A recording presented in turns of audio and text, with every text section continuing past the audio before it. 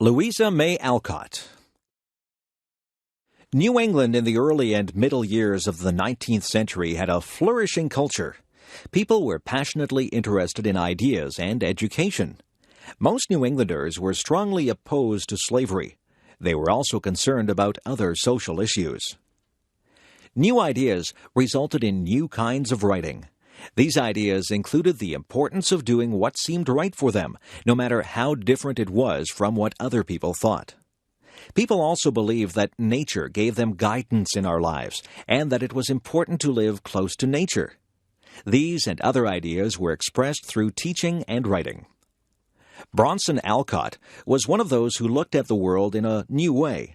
He looked for work as a teacher so that he could pass on his ideas to others. However, very few parents wanted Mr. Alcott to teach their children, and very few people were interested in hearing his speeches or reading his books.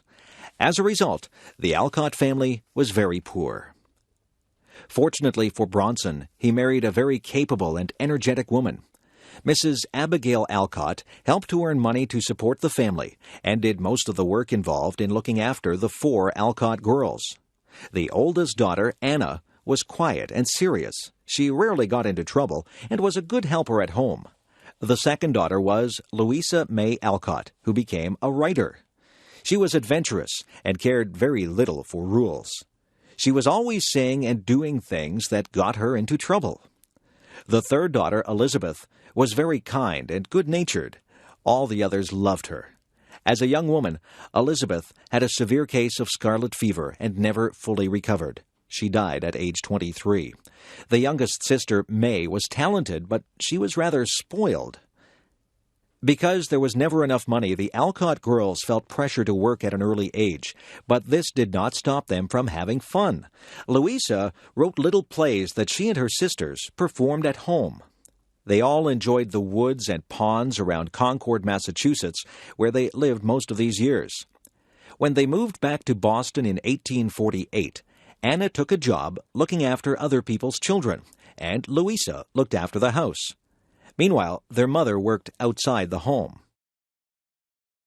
While working on laundry or sewing, Louisa was thinking up stories. At night, she would write them down. When she was 18, she began selling poems and stories to magazines.